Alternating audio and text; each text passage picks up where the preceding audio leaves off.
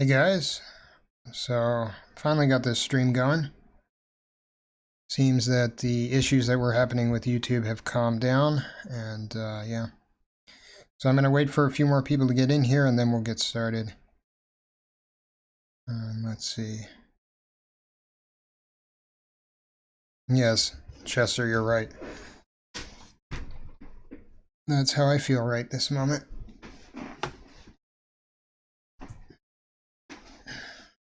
I almost had to cancel the stream because it seemed like they'd never fix this problem. So hopefully we don't run into any more issues and the stream is able to continue without YouTube just cutting out.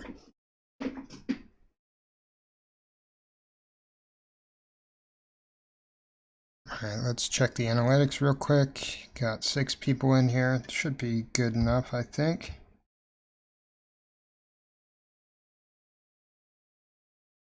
So how you guys doing today?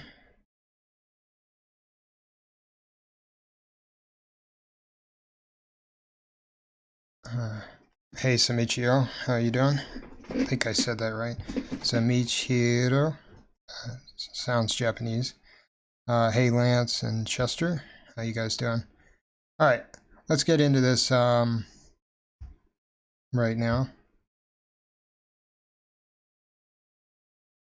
And yeah, just one sec guys. Just want to make sure I have everything going properly. John, how you doing?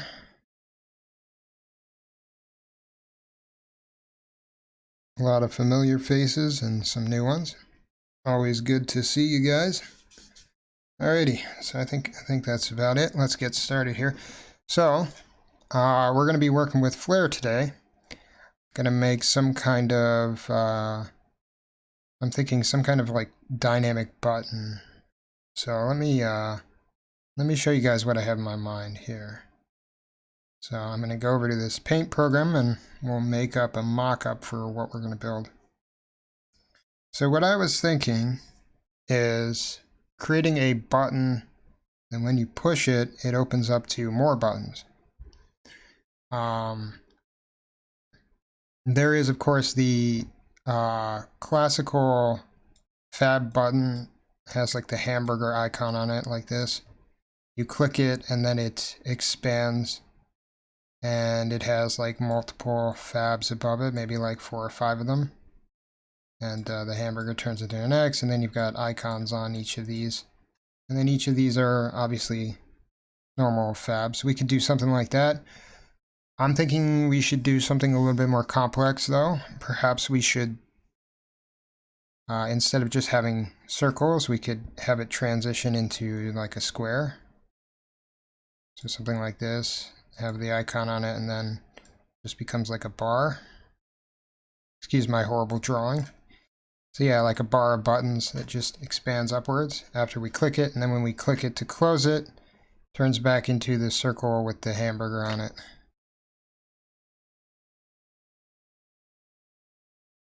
We could do that, or we could do, I'm thinking we could also do something where like you click the button and it expands out in sort of like a clover shape like this.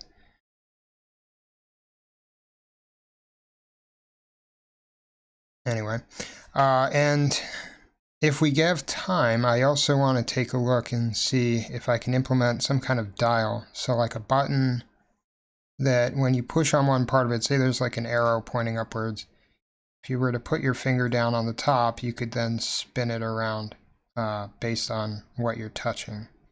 So if we have time, I want to check out that. That'll be separate from the rest of all this other stuff, but all right.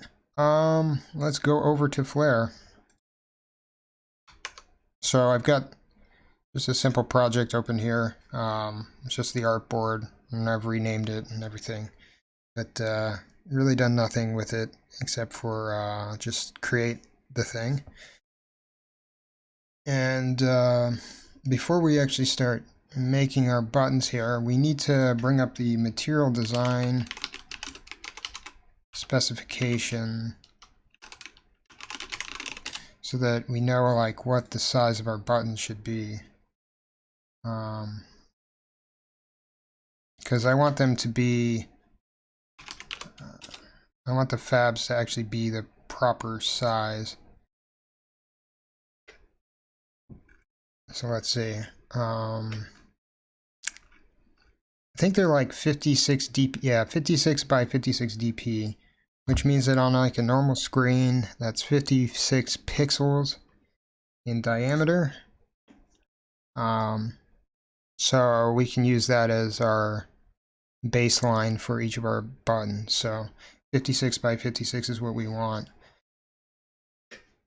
So okay, I guess we'll do, we'll start with a pretty simple example. We'll start with just our small button. We'll have like 3 or 4 buttons above it, and then maybe we'll work on something more complicated from there. So we want to take this artboard that we have here and make it much smaller. So considering that we're going to have like 4 buttons on top of each other, each of them being about 56 pixels in size, we want our height to be roughly, I'd say 500 or 600, say 550. Let's just do 550 like that. And then our width, it could be 100, because yeah, our buttons are not going to be bigger than 100 pixels. And yeah, well, this is a little bit small. It seems to work on it. It should be all right for what we want to do. And now we can create our shapes. So let's create an ellipse here to create the initial fab. And let's see. So this is 61 by 61. So we want 56 by 56. And let's center this thing. Put it at the bottom, and then I'll give it some padding. Oops. Let's see, it's T for translate. Let's move this to 500. There you go. And I'm just going to copy this and make a few more buttons here. I'm going to just space them out generally right now, and then we'll come back to it and actually give them a uniform spacing. So here we've got 4 buttons. Let's see. So we've got plenty of space at the top, which is fine. So this one is at 500. This one's like 430. Let's put it at like 420. So 500, 400, that's actually too far. Probably 400? No. Again, too far. So we want to bring it down 450 perhaps? No. Okay, so let's say 435 is probably a good enough size gap between these two. Okay, so then that means that because each of our buttons is 56 in size, we have roughly, well, let me do the math real quick. It's something like 30 pixels in between. So 500 plus 56. Excuse me, guys, I'm a little tired. I've been yawning quite a lot today. So minus 435. So it's 21 pixels. So with our next one, we want to move it to, let's see. So 435, let's move this to 435 plus 56. And actually, it should be minus. So that gives us 379. And we put this at 369. Should be roughly the same. Let's see. All right. And then our next one, we want it to be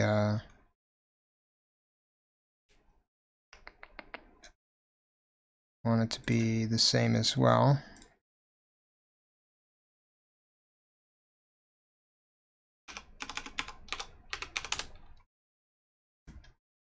So let's see.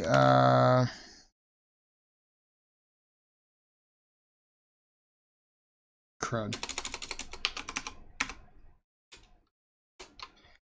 Hang on, guys. Stupid Windows calculator. So we've got 65 between each of these. 65, so for this one, 435 minus 65. This should be 370, not 369. And then the next one should be 305. And then our last one should be 420, or 240 rather. So we were pretty close. That's all right. There we go. So we've got our 4 buttons, or 5 buttons rather, and they look pretty pretty plain, which is fine because we don't have the icons or any coloring or anything like that. We do want to establish this as the root button, so let me just call that root button. And then these other ones, we'll give them each names. We'll import some SVGs so that we can put icons on them. We could do this all in Flutter, where we actually put the click effects on these and add them and give them like inkwells and stuff. But I think it'd be better just to create the animations in Flare. So we'll create all the animations in Flare for clicking these buttons, and then if we want to, we can add an inkwell onto each of them as well after the fact when we import it into Flutter. So, all right, so we've got our root button. We need to get some nodes on these things so that we can bundle them together with their with the various different icons that we're going to be adding in here. So let's add some nodes, and we want these to be in the middle of each of these paths. So let me just grab this and center it.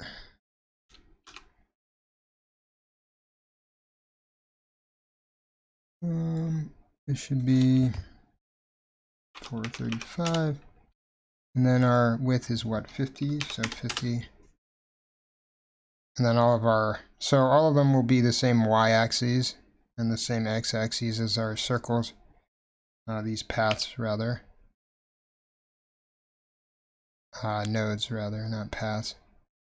This should be 50 and, hang on. This is what, 370?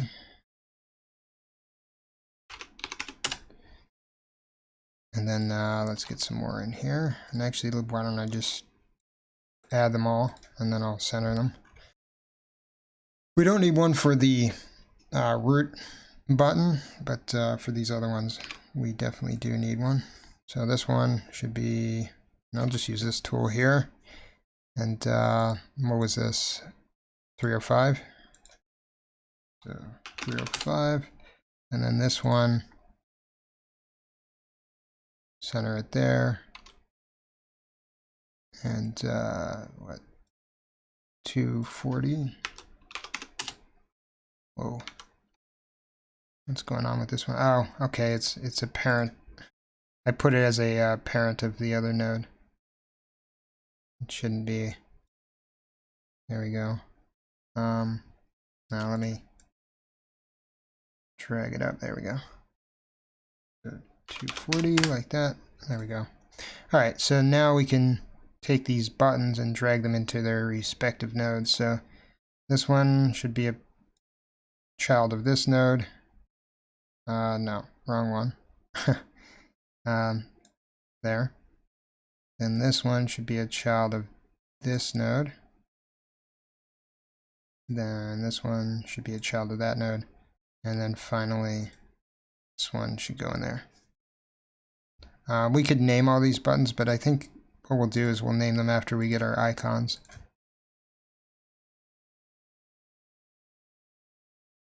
Let's see.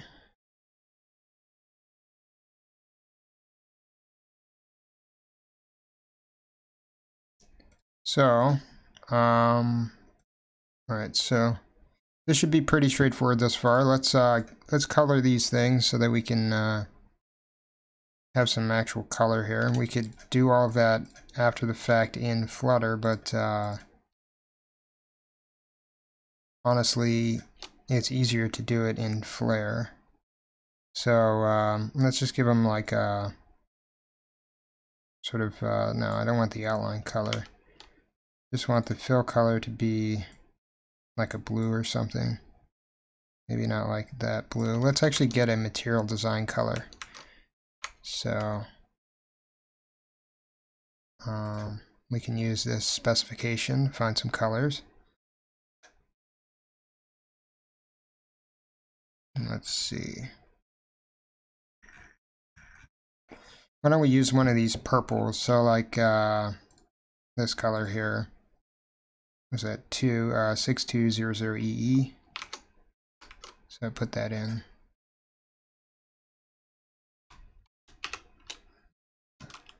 What was it? 6200EE. There we go. And I guess we should do something about the border.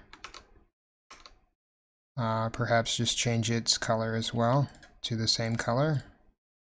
Or make it black. Yeah, I think we'll just make it black. Alright. And because we're going to animate the root button's hamburger icon, make it so that it changes from a hamburger to a cross when this entire array of buttons opens up, we should put that hamburger menu on here manually by actually creating it rather than importing an SVG asset. So what I'm going to do is just create a bunch of small rectangles right on top of this button, and then we'll manipulate them with the animation. So let's see.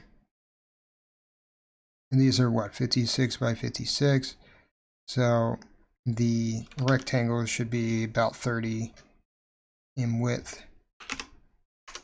And let's make them like maybe three should be all right.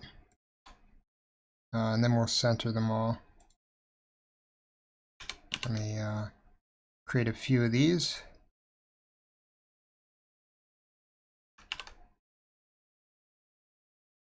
Like that. And then we'll space them all together properly. So let's see, and actually, perhaps it is a good idea to make a node for the root button so that we can group all of these together. So I'll create a node here. And we'll center this 50 by, what was it? 500. And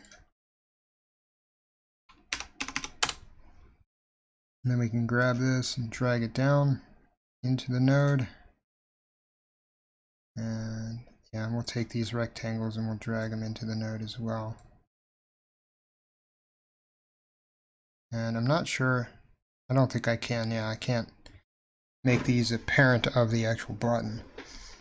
Anyway, so we want these to be centered. They're obviously not centered, so let's do that.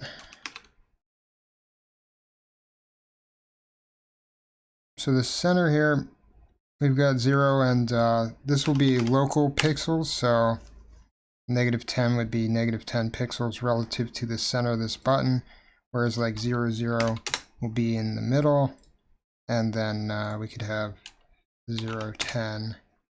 That might be too far apart though, I'm not sure. Maybe should bring these like down to 5 instead. Or that's too close, so let's just do 7.5.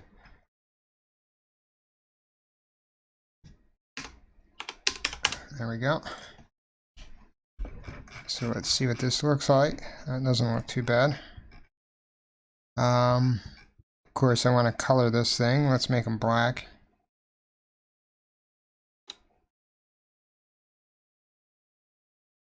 And black.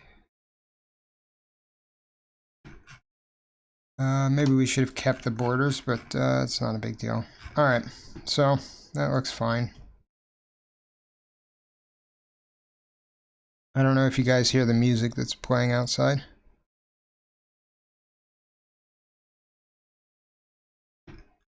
Do any of you guys have any questions? All of you guys are pretty quiet. Okay. While we're at it, let's go and get some material design icons. So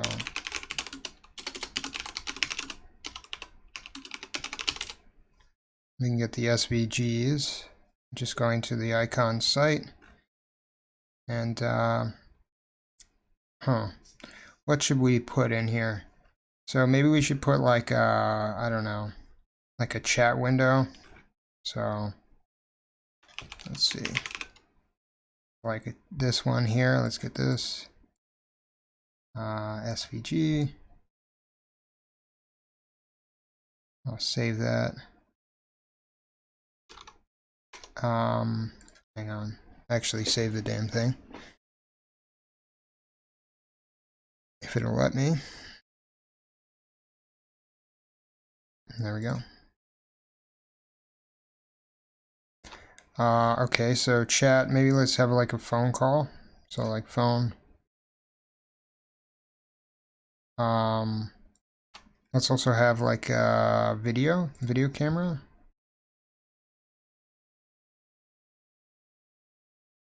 I'm just picking random icons, by the way. And then we could do like an audio. Let's see.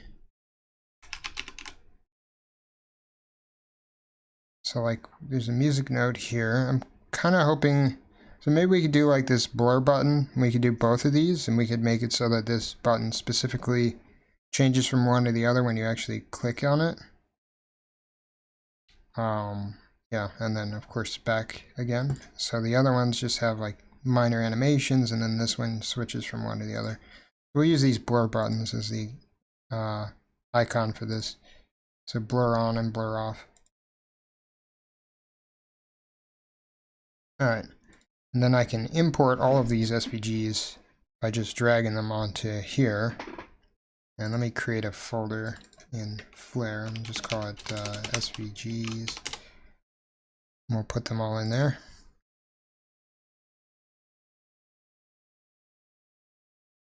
So let's see.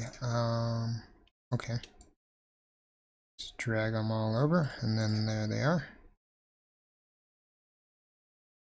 And let me put them in the folder.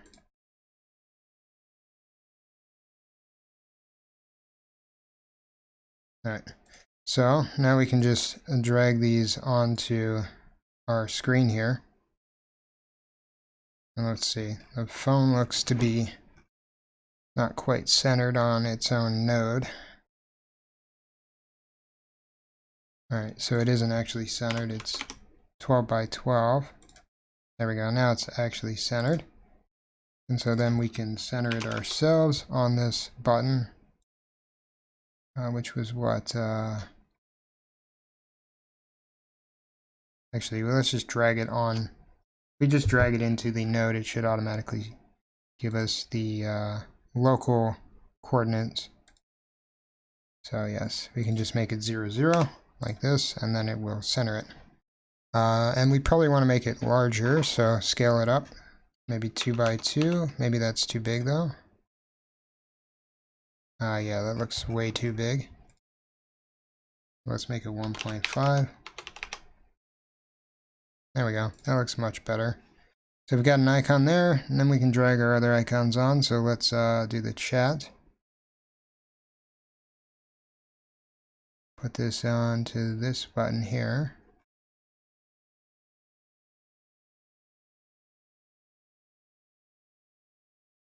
I want to put it in the node so that I can use the local pixel coordinate system rather than the global one. And then again, it looks like it's not centered, so if you click on the shape like this, you can change the coordinates of the shape relative to the node that it's bound to. And then we can scale it up, so 1.5 by 1.5 like that.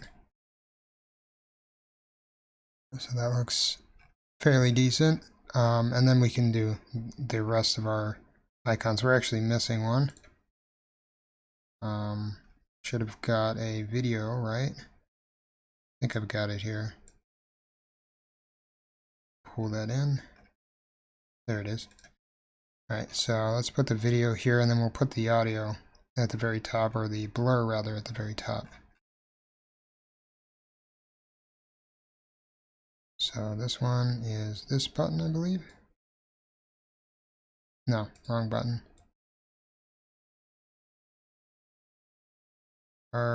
These two nodes are flipped apparently. This node is this node. Whoops. Okay, so I gotta flip this. Let me pull this one out of the tree. You know what? Just do it like this. Alright, there we go. So these are now in their appropriate buttons. And then this should go over here as well. Alright, so again, we need to center this thing. So 0, 0. And you can just use these buttons if you want to. Though I don't know why that put it to negative 30, but whatever. And then we want to center the SVG. Whoa. I don't know why the Y coordinates are not local apparently. But that's alright.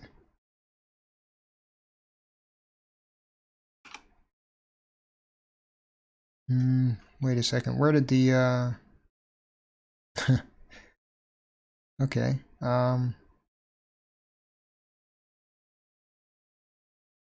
Got something weird going on here, but that's alright. I don't know what this shape here is. And then this shape should be properly centered, but now it's actually showing me that it isn't. So there we go. And then now we can scale it out. There we go. And then finally, I guess when we start up, we want this blur on to be the icon. And then after we click it, we'll put the blur off icon in there. So let's drag this up to its button. This one here. And yeah, center this thing. And then center the shape. And scale it out again. And I could have done all of this on batch. I screwed up, didn't have the right actual shape. So I could have just dragged all these on and then changed all of them all at the same time. I didn't really think about that at the time, so whatever, it's not a big deal. Alright, so we've got our buttons basically created. Though we do want to consider actually folding them onto each other now, so that when this gets pulled up in our Flutter application, all of our buttons are inside of this button here, because they'll deploy when we click this button. That's the idea. So we want to have all 5 buttons inside of this button, so they need to be all opaque, or not opaque, transparent, and basically underneath this button. And while we're doing that, let's name all these nodes. So I'm going to name this one root. I'll name this one, I guess, video. This one is blur. This one chat. And then this final one will be phone. And now we can take all of these and just bring them down underneath of our button. And we could do it by either dragging the actual nodes themselves or just taking the shapes and bringing them down, and then keeping the nodes where they are so that we can use them as for reference. So I'm thinking we just do the shapes. So we take the elliptical paths and just bring them down on top of our hamburger button down here. And yeah, of course the icon should go with it. So let's bring this down like that. And let's see, make sure that that's aligning. It really doesn't matter because they're all going to be opaque, or rather transparent anyway, so we won't see them. But yeah. And we'll do it for this one too. I guess I'll bring this shape as well.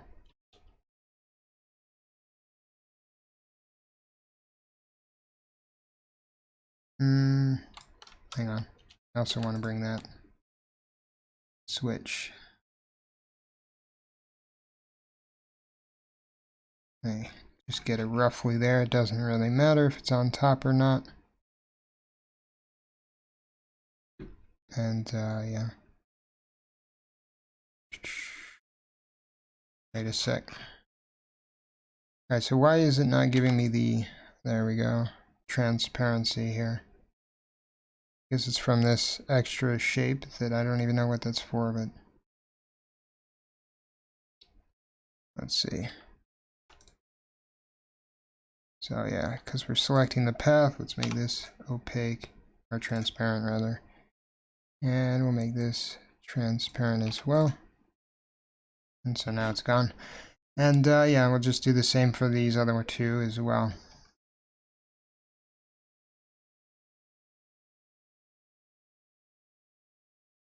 So we really just need to bring the shapes.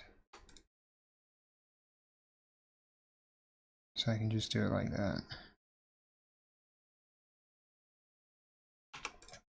And then our final one.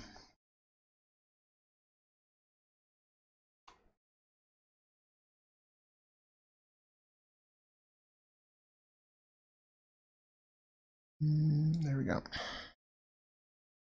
Again, it doesn't matter how accurate it is. If it did, I would be putting in the actual coordinates, but really is not a big deal.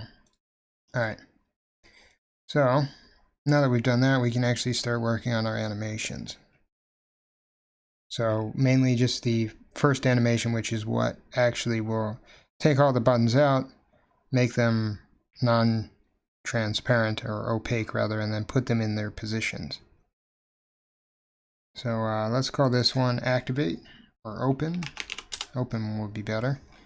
So open is going to open the button and bring all of our other buttons up.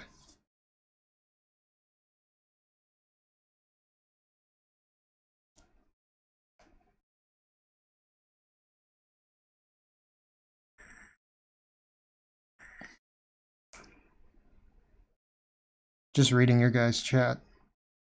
It is a very convenient platform. It's pretty easy to use. All the tools are very intuitive. I'm not a designer by any stretch of the imagination, but I can make some pretty nice things in this piece of software. So, and that's a rave review coming from me. All right. I guess what we'll do here is first let's start with these rectangles. We want to let's name them. So this will be the top rectangle, then center, and then bottom. And now that we're in this animate tab, anything that we do with this stuff will be recorded down in our animation.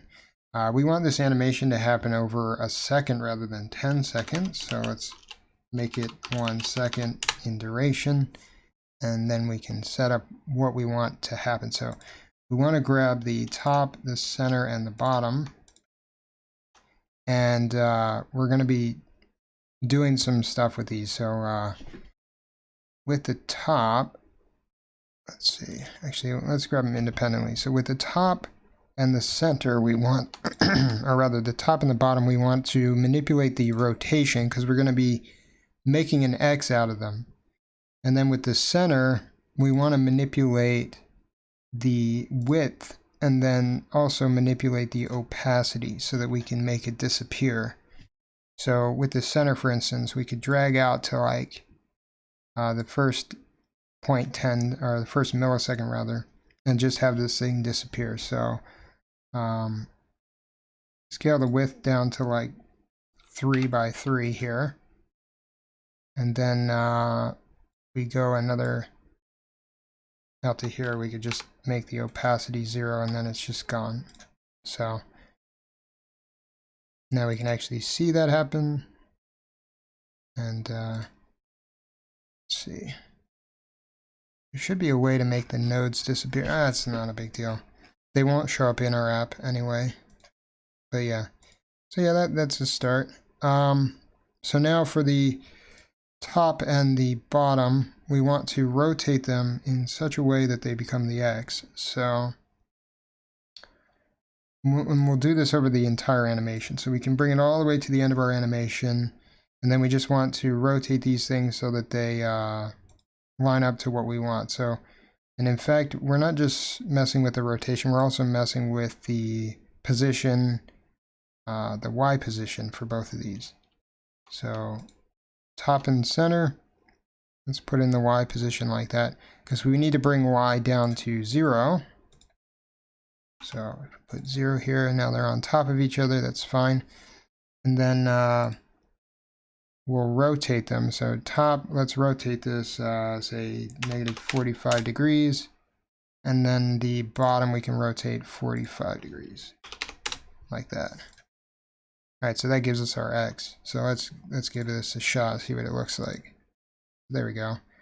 Got a nice slow animation. We could speed it up by giving it a different key interpolation. So let's make this perhaps cubic, so that it happens quicker. There we go. That looks a little better. Excuse me. All right, so that does it for our button. When we click it again, it will reverse this animation, and we can do that after we finish this entire animation, because not only are we changing the icon, we need to bring the other buttons up as well. So let's now work on that. All right, so let's see. What is the order here? We have the phone icon is the first one, then we have the chat icon, then the video icon, and then the blur is at the top. So for the phone, let's just grab all of the I guess we could grab all the shapes like this. Gonna need the shape and the ellipse, and the shape and the ellipse. So we can highlight all of those, and then we're going to be modifying the Y position for all of these during this animation. So first let's start with the Y position of the phone, which is going to go up to here. So let's click on that, this and this. So all we really need to do is just bring this up to 0, because it's all local coordinates. So local coordinates based on its relation to the node that it's a parent of. So if we take a look at this, well, it's happening automatically because it's invisible. So we also need to do the opacity of all these as well. So let's highlight these two, add the opacity here, and then make that opacity 1 by there. And so now we've got our button popping up. We're probably going to want to add some springiness to the buttons, but we'll do that after. So then for the chat, we can do the same thing. So let's grab the ellipse and the shape, pull this back to the beginning of the animation. We want to bring in the opacity, and then we also want to, and I think I'm missing the real shape that we need. So bring in the opacity.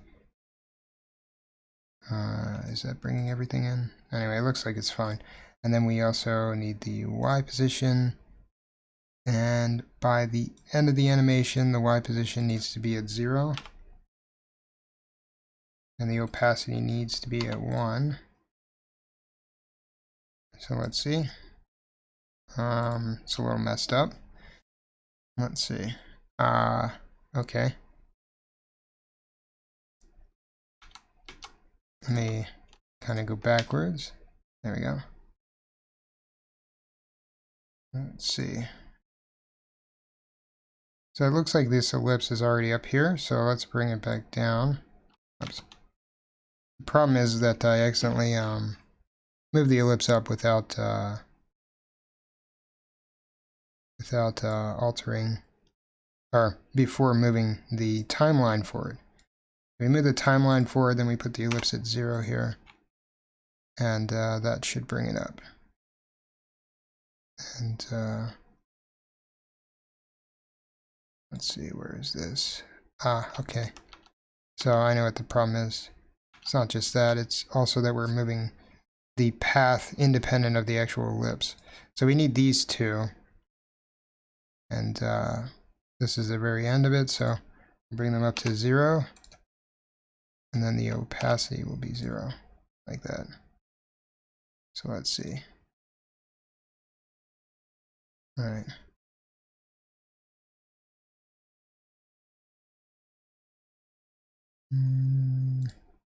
Let's make this one. Again, we've got that error.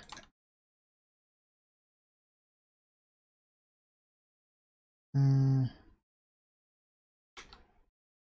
right, let's try again. Once more. Let me see. So this is the shape, then our ellipse. Let's just remove these from the timeline for now. So delete that, and then the ellipse deleted. Then we can fix all this.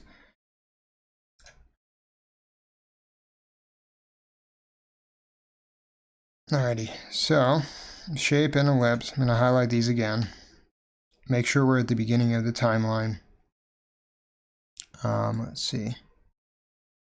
Then at the end of the timeline, Y position should get up to 0. It looks like it brought the ellipse back up.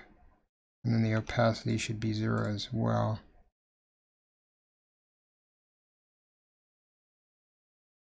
And this one, I don't know why it's not coming up.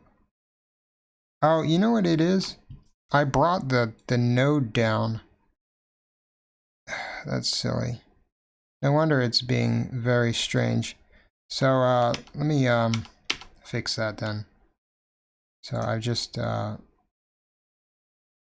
gone back and done some undos to move all this stuff around.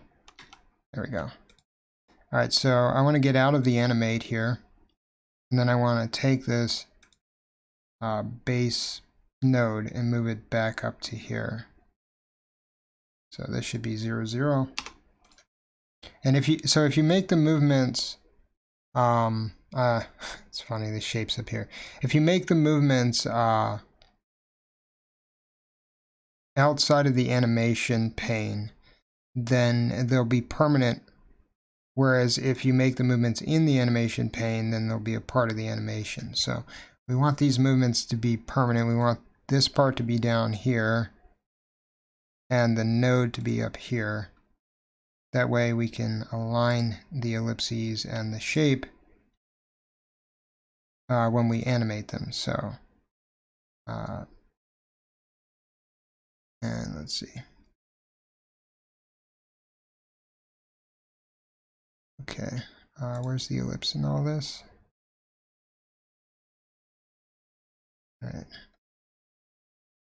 And where's our shape? So this should be at the very beginning. This should be down here, and I don't know why it's up there.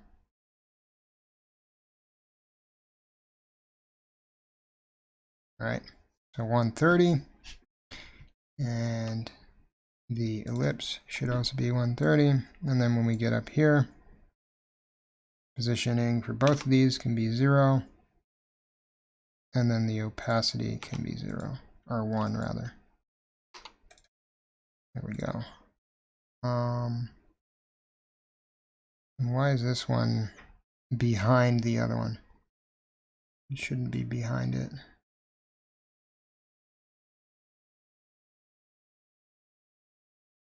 Alright, this one is a real pain in the butt. Alright, you know what? I'm just going to remove this SVG and recreate it while this is down here so that it's easier to deal with. So let's remove this ellipse as well from the animate. We'll bring this SVG back in here. And of course we need to realign it. So 0 by 0.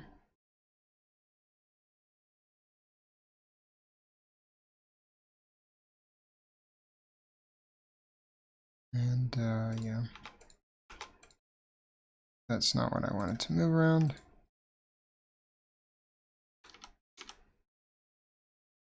The way that they've made this icon is a real pain in the butt, I gotta say.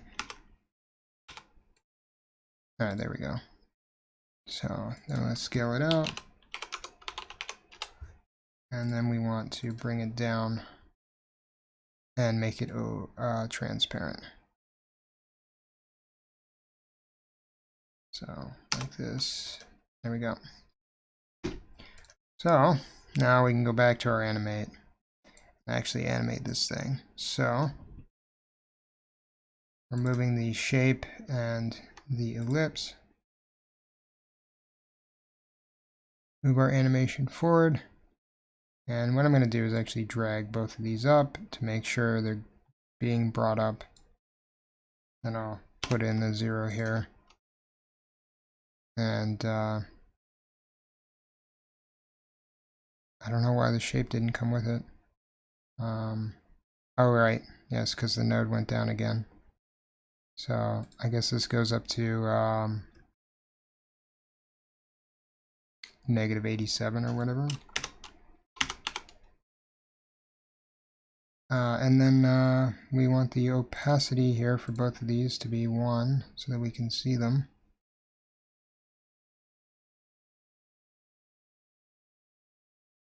And let's see.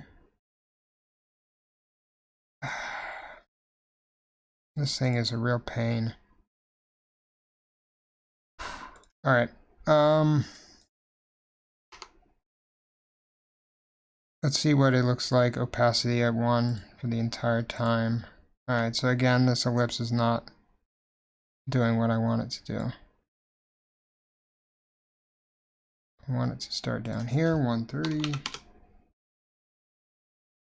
And I want it to come all the way up to here, 0. So now the ellipse is doing what I want. I need the same thing to happen with the shape. So take this part here, move it up to here, and then we can do this in relation to this. So make this 130. Why is the whatever? I'm not sure why the coordinate system is different for this SVG and compared to the ellipse. Anyway, so when we get up here, we want this to be 0 and the opacity to also be 0. And yeah. All right, so let's see. The shape is a real pain. Where's the shape now? So it is actually there. For some reason, it's just not showing.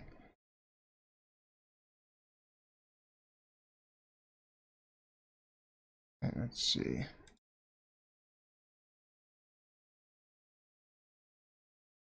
Let's see.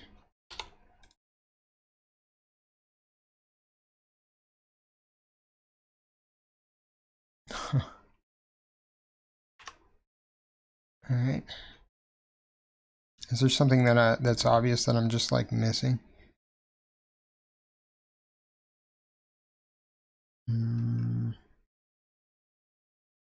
Let me get a better icon, because frankly this is just annoying. For some reason this icon is just not working. So I'm gonna get another icon. Let's find another chat icon.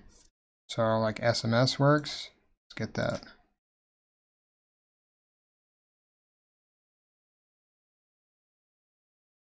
I don't want to spend like an hour trying to figure out how to get this SVG to work. Okay. Here we are. SMS, bring this in. And then we'll put this in the chat. Position 0, 0. Shape 0 by 0. Scale 1.5 by 1.5. Like that. And then we want to have this be on top of our ellipse at 130. So this actually, for some reason, this has the proper coordinate system, whereas the other one didn't. And of course, we want this icon to have an opacity of 0 for now. Now we can animate it. So when we come over to our animation, we're going to change the opacity and the coordinate system. And when we get over here, we want our y coordinate to be 0 and our opacity to be 1. And if we look at it, now it's working. So it was something to do with that SVG. And yes, apparently, I don't know what's wrong with that specific SVG, but we fixed the problem. All right, so now let's work on our next icon, which is, I believe, the video icon. So we need to bring the shape with its opacity and the ellipse with its opacity. So this will go to 0, opacity will go to 1. And again, we actually do have an issue with this. But let's see, let me flip over to design. I'll move this up to 0, 0. You know, this is probably all my fault. I probably just kept dragging these nodes down by accident, and that caused this problem. I probably should just be dragging the shapes around. Let's see. Oops. Where is this shape at the beginning of the animation? All right, so it's going to be on top of it. So we need to drag that shape back down here. So 130 again. And then we'll go back to our animate and put this at 130 at the start of the animation, and then 0 at the end of the animation with an opacity of 1 at the end of the animation. And there we go. So now we've got 3 of our 4 buttons, and let's do our final button, which is the I guess it's the blur button. Let's see, do we have, yeah, this piece is down here, it should be up there, so let's bring it up. I don't know why I'm not just putting in numbers to center these things, but whatever. Then the shape will bring back down. And again, it doesn't really matter if it's exact or not, so this should be like 260. And let's see, the ellipse is also down there, so now when we animate this, start at 260 with the ellipse and the shape, like that. 260, 260. And we also want the opacity for both of these. And then when we get all the way up to the top, these should be 0, and the opacity should be 1. Alright, so is that it? Looks quite like it, but the shape again is not showing.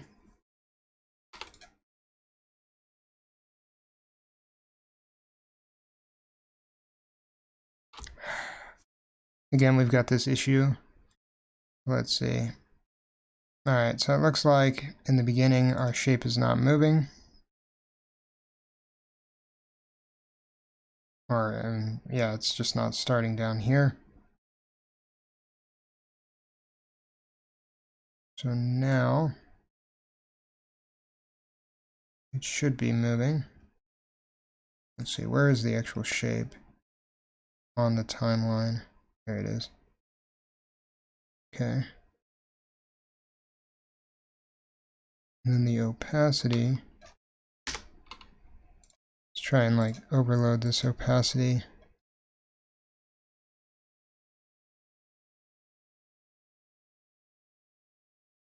There we go. You know what? I'll just remove the node and I'll put the shape directly on the circle like this. There we go, finally. It looks like it's a little off center with our where we want it to go, so grab both of these and make sure they get to 0. Alright. Let's see. Alright, so the animation's actually not getting to the end for some reason. There we go. Alright. Okay, so that looks fine to me. While we're in here, let's give it a bit of bouncing. So rather than just having them open up like this, just be boring, we want it to sort of bounce a bit, because that's kind of what you do in Android. So we can take all of these and just kind of have them hit a point above where they're supposed to hit, and then bounce back. So let's see, grab this ellipse, this shape, this ellipse, this shape, ellipse shape, ellipse shape. Make sure you get them all. Where's our last shape? There we go. And at this point here, 0.5, which is 5 milliseconds in, we'll have the Y be 10. Or no, -10, so it'll be 10 above, 10 pixels above where they're supposed to go. So now, let's see, there we go, so they sort of bounce back. Perhaps we should move this down a bit, so let me grab the top here, bring it down here, and make it a little bit slower. And maybe we should bring all of these, oops. Make all of these go a little bit further. So let's see. Rather than -10, we'll go -15 or -20. There we go. Let's see. That's a little better.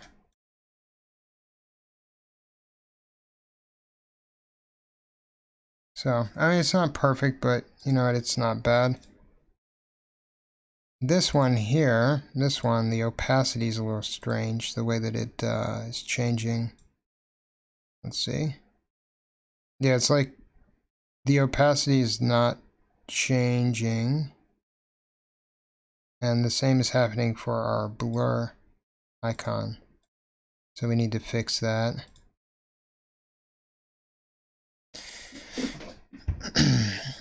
Alright, so let's go to the very beginning here.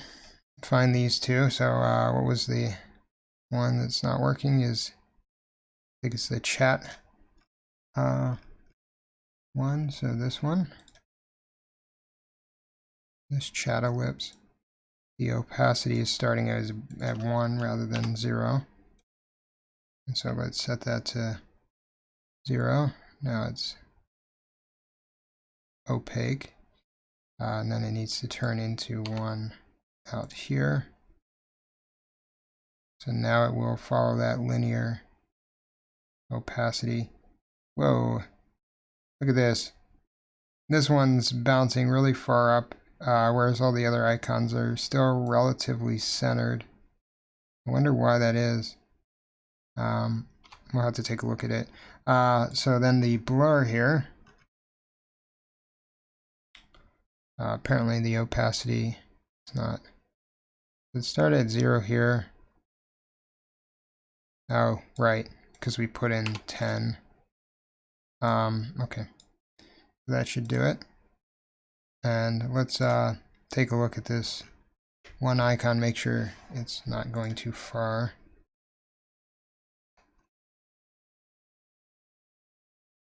Which one was it? The video icon, this one.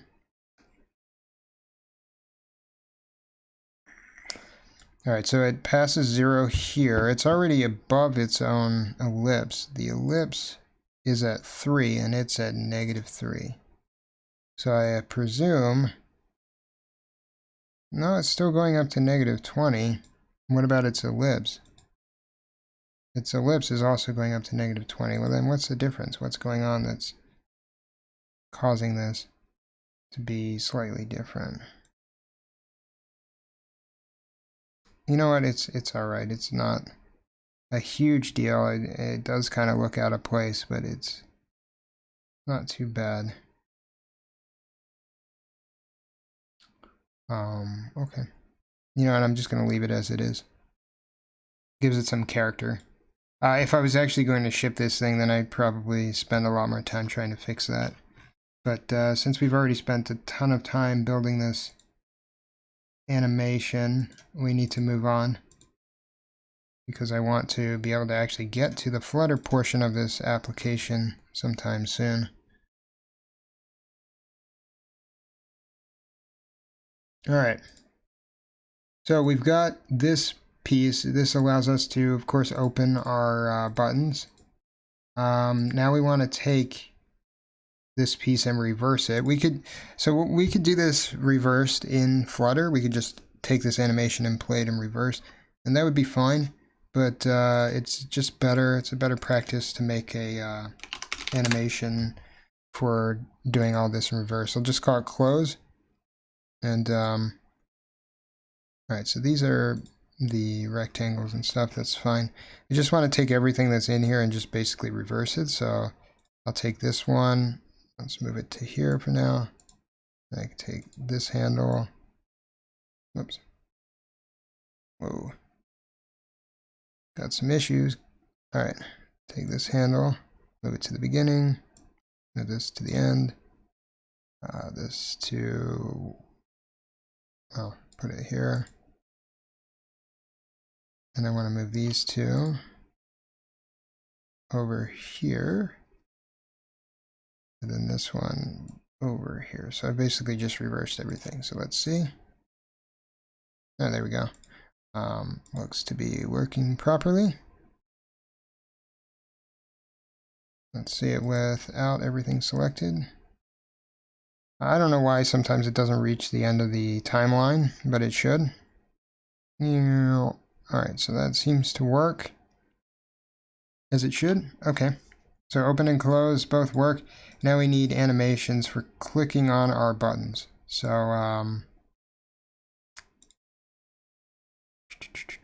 alright. So basically we want to assume that everything is open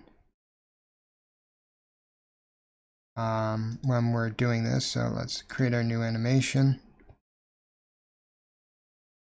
So when you click on these buttons, they have to be open, of course. So we'll start with, I guess, video. So we'll create an animation here called video. Video is supposed to be up here. So we can just take our shape, center it at 0 in the beginning of the animation, and we'll do the same with the ellipse. And also we want the opacities to be 1 so that we can see the button. All right, so when we play the animation, I guess what we could do is take the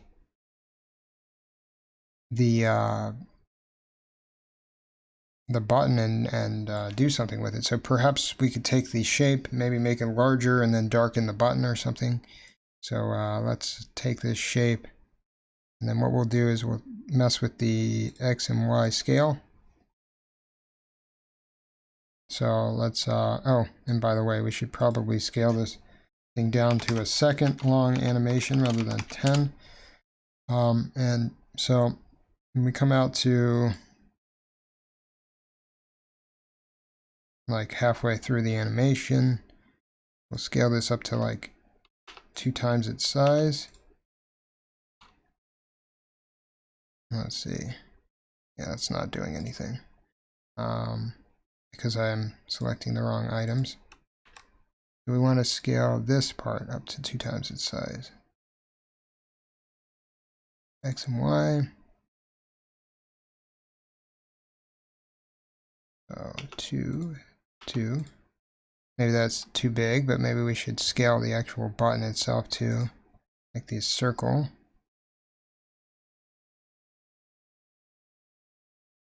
So let's do that. Yeah, and that's going to go off our screen, which might be a problem. And then when we get to the end of the animation, we'll scale it back down. Alright, so let's see what this looks like. It looks pretty disgusting. But yeah, when you click the button, apparently it comes forward like that. We could play around with the interpolation.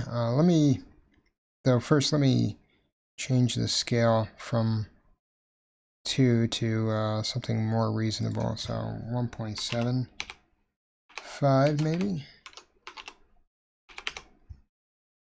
That's still pretty large for the circle especially. So let's I don't know, 1.5 like this.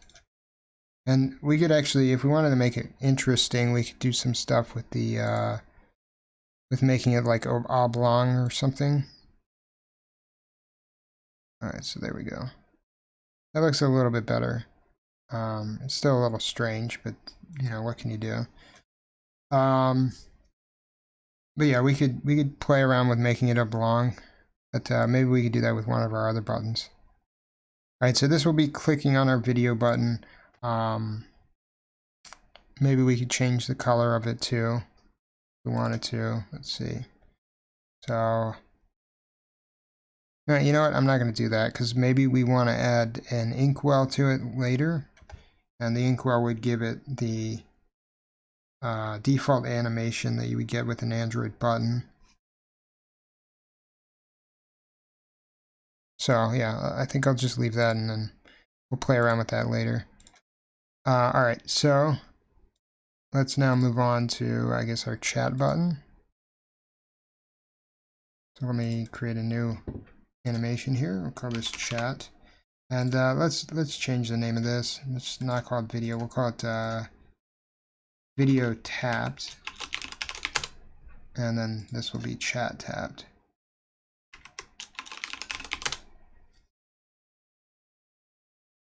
So with chat tapped, we need to bring our ellipse and our shape up to where they're going to be when it's open. So 0 and 0 like that, and also make their opacity visible so that we can see them. And then we need to figure out what we want to do with these items to make it look like we've pushed the button. Maybe we should rotate just the shape itself. So I think that's what I'm going to do. Just play with the rotation. Usually when you're making buttons, you want them to do uniform things. Oh, by the way, again, this is at 10 seconds. So let's make it 1 second. I don't really care because this is a tutorial, so I'm not worried about them doing uniform things. So let's have this rotate 180 degrees. No, that's ugly. Have it rotate 90 degrees. And we'll do that at about 20, and then we'll rotate it back -90 at 40. And then at the end, we'll rotate it back to 0. Let's see. So you click it, it just kind of wobbles like that. That works. Yeah, that works. Just need some feedback from the user. I mean, obviously this is not the most inspired feedback, but it works. What happened to our hamburger menu? Like what? Okay. I guess it doesn't matter in this case, but in our design, the center should not be like that. Let's see.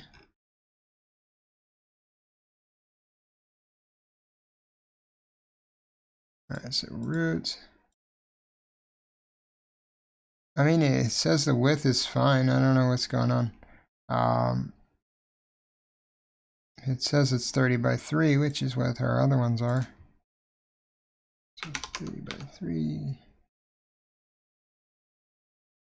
Opacity is 1, as we would expect. If I put it to 10, doesn't do anything, obviously.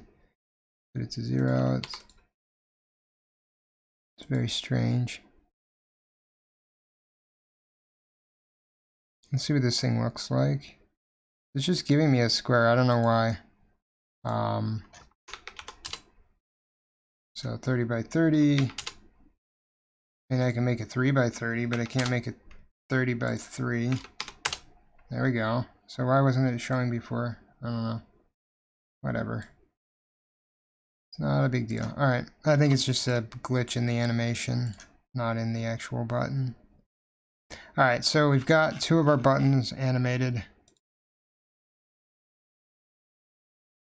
Let's do the chat. Oh no, we already did the chat. Let's do the phone. So new animation, phone tapped. We're going to be messing with the shape again and the ellipse, and of course we need them to come so that we can actually see them. Remember, these will only play when the animation is open. So we'll set up the logic in our application so that the animations can only happen, so that you can only click on the buttons when they're actually visible on the screen. So, you know, doing things like this is not gonna mess up the actual animations or anything, or have them play out of nowhere or anything like that. Alright, so with this, I guess what we could do is maybe play with the position of the shape relative to the button. I don't know, maybe make it shake back and forth, so like 1 pixel and then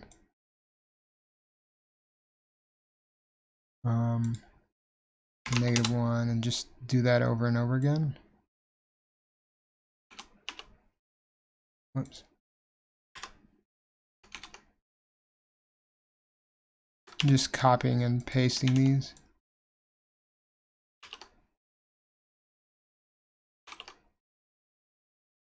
So put that one. Then this one should just be 0. And then for 1, put this one here, here, and whoops, and here. And of course this is a 10-second animation, so it needs to be a 1-second animation. Let's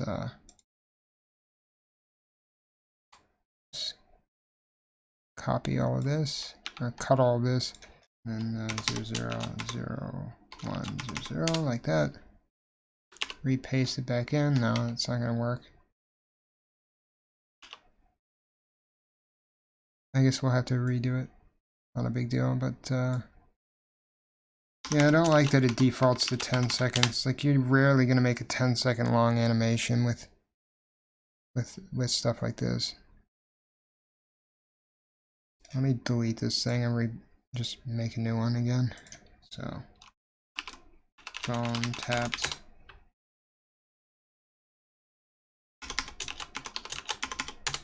Alright. So again, need to get all this to where it needs to go. Alright. Get that all set up, and rather than every 1 millisecond, let's make it shake every other millisecond or something, I don't know. So 1, then -1, and I guess this is doing it for the entire button. Whatever, we'll have the entire button shake. 1, -1, and if it looks too bad, then we can just make the icon shake. 1 and then 0. All right. Yeah. It might be too subtle to notice. Let me remove the ellipse part. See what it looks like as just the icon. Yeah, it's not too bad. It's not great either.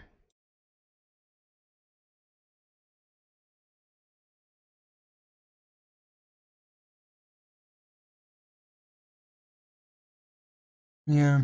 I mean, if so, for something like this, probably want to go further. So like 2, then -2.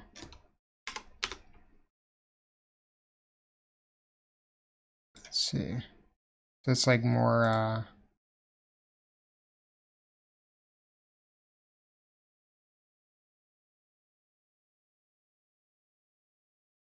yeah, you know what I'll do is I'll make it look like it's actually more elastic. So we'll go like 2, -2, 1, -1, then 0.5. And we'll go -0.5 here.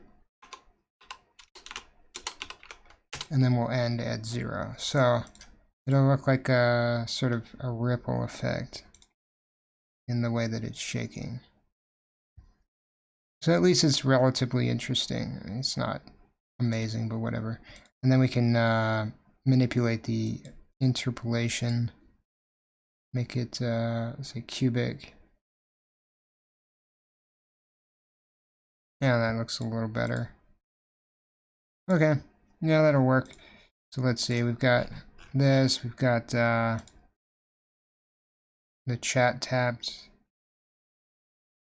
the video tabbed, and now let's do the final one, which will be our blur button tapped.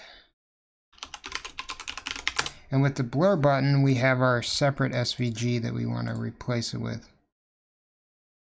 So that's what we're mainly going to do. We're just going to take this icon, fade it out, and then fade in the new icon. So let's move this up to 0. Make it opaque. Zoom in so that we can actually see this thing. And then what we'll do is just fade out the shape by about halfway through the animation. And of course, again, I'm not going to make that mistake again. We need this to be 1 second long. So about halfway through the animation, we want to fade this out completely. And then we'll fade in the other one. So let me get the other SVG.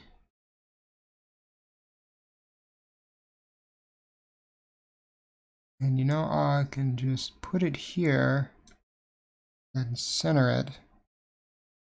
Let me put it into the blur like that. I'll center this thing.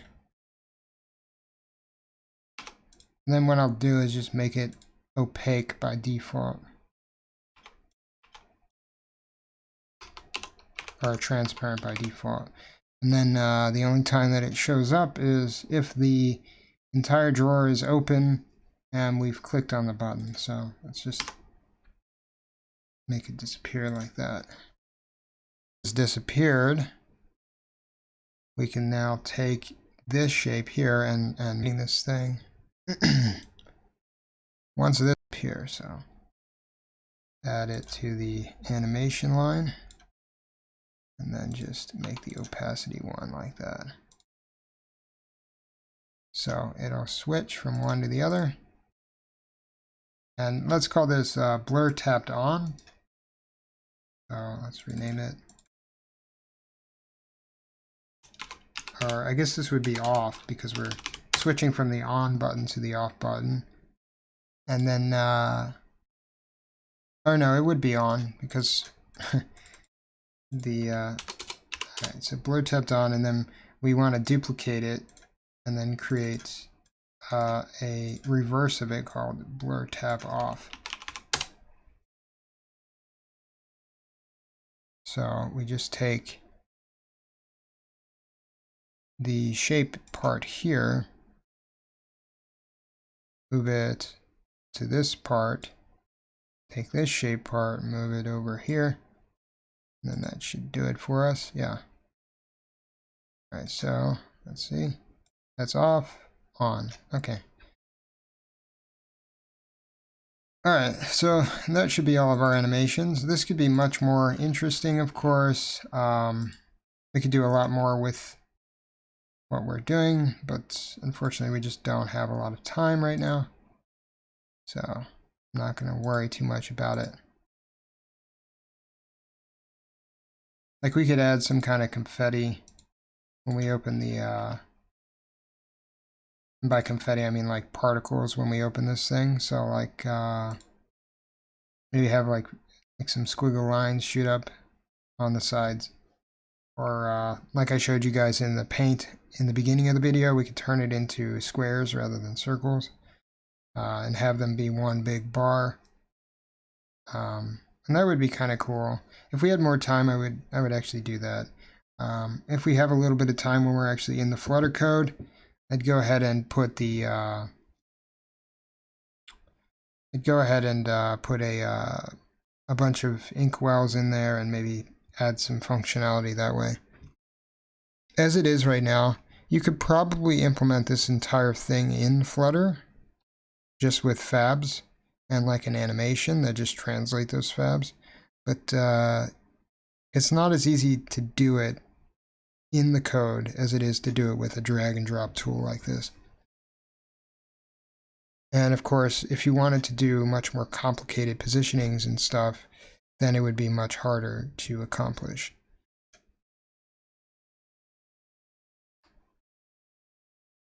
All right, does anybody have any questions before we actually get into the Flutter code and start building out this piece of,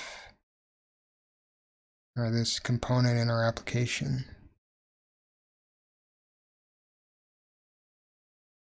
Anyway, I'll let you guys think about that. For now, I'm going to export this thing. I'm going to export it in the binary format, and then that's really all we need to do. Just save it, and then we'll bring it into our application.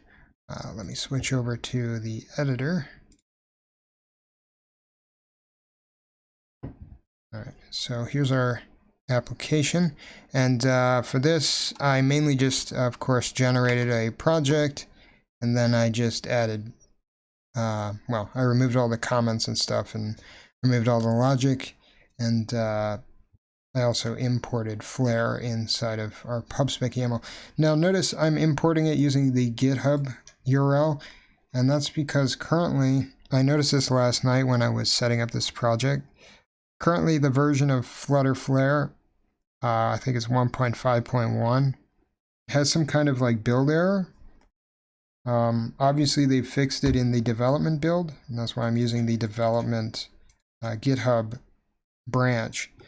But the implications of this means that you can't really use any of the other third-party libraries that rely on Flare while this is currently broken, because some of them will throw a fit if you're pointing it towards a GitHub URL instead of a actual pub version number. So there was a library that I wanted to look at today called Flare, or Smart Flare, which makes it easier to locate different items in your Flare drawing and stuff. But unfortunately, I couldn't actually do that because of this particular bug. But it's really not that big of a deal, because actually the way that I have to do it is actually more interesting. So anyway. And I think it's more educational as well. All right, so we want to create an assets folder. And then I'll put a folder in it called animations. Actually, I'll just call this Flare. And then we'll put our file in here.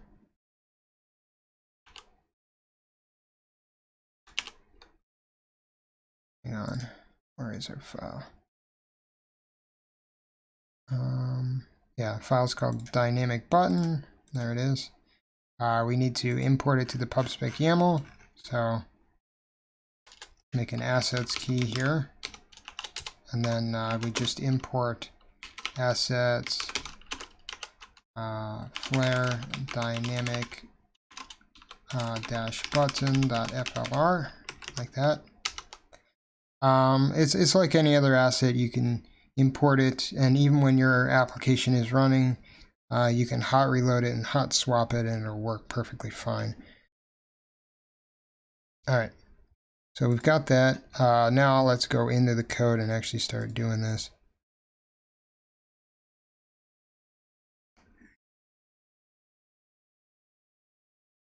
Yeah, that would be cool if the button blew up and popped like a balloon. If we had more time, I would do something like that, but we really don't. Unfortunately, that whole snafu with the YouTube platform earlier just kind of blew out the potential for what I could do with this video. All right, so let's import Flare here, and I don't know why I'm not getting any auto completion.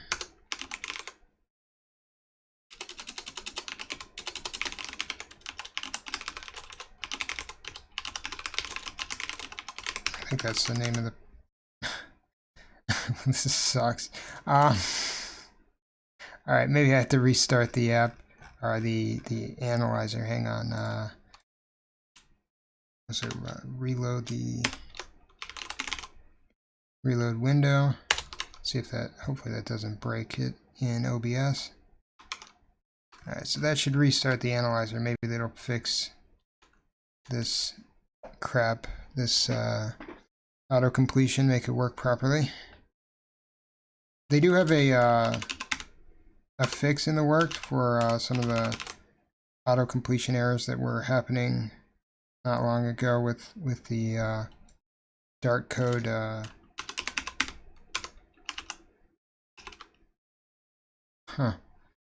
with the dark code tool. I don't know why it's giving me issues, but all right, whatever. It's called Flare Flutter, not Flutter Flare. So let's import.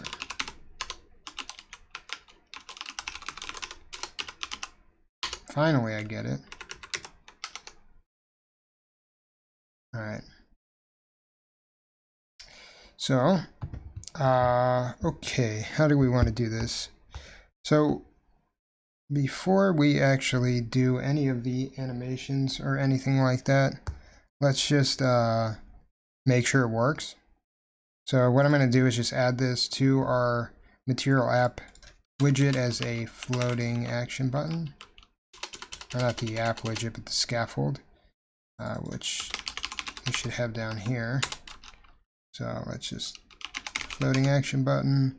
We'll call this, we can just use a flare actor. And actually, let's create a quick stateful widget. So class, call this, I'll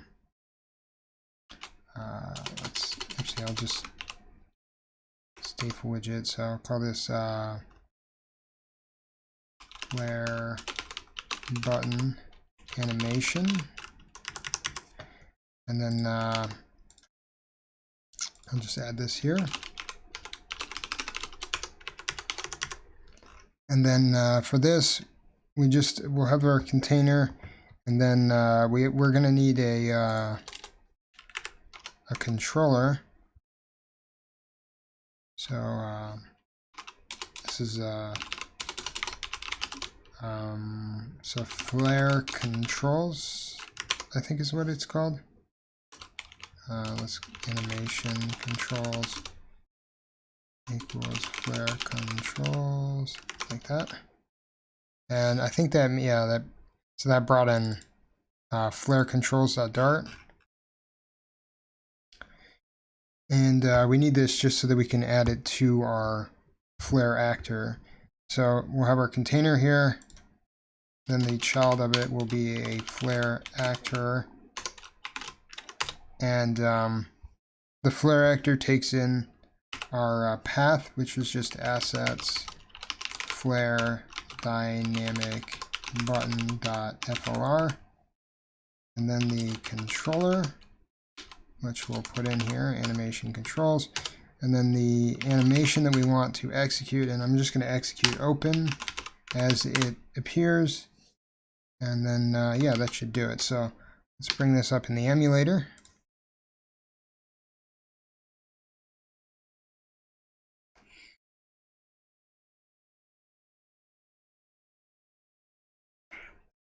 let's see.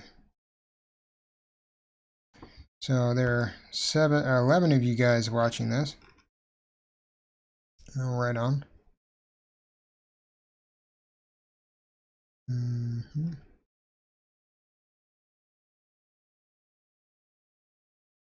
It's always a good thing. Excuse me. Let's see, this should take a few seconds. But yeah, it should just, what it should do is just pop up and then just pop up our buttons. So it should just run the open animation that we just created. And then we can set up the actual logic to make it so that the buttons change based on how the user interacts with the buttons.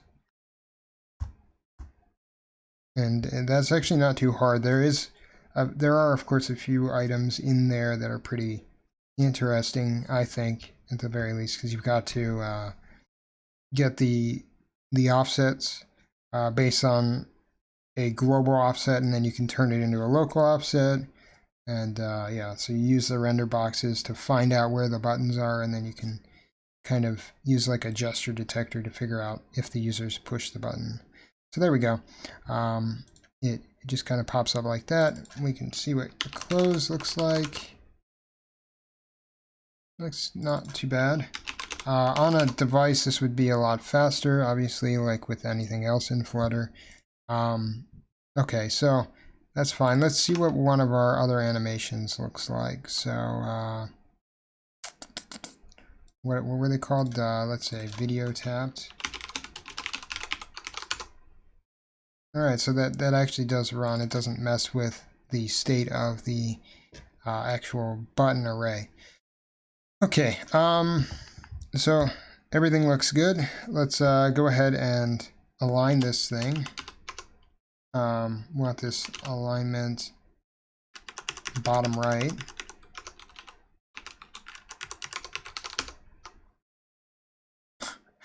Some weird stuff going on. Let's just have it be open so we can see it. Okay. So we also need to do something about the width and height. So width 100 is what we had, and then the height was what, 550? Alright, so there we go. Now it's actually in the corner where it's supposed to be. We can make this smaller even, so it would scale everything like that, which is perfectly fine. Let's put these in variables though. So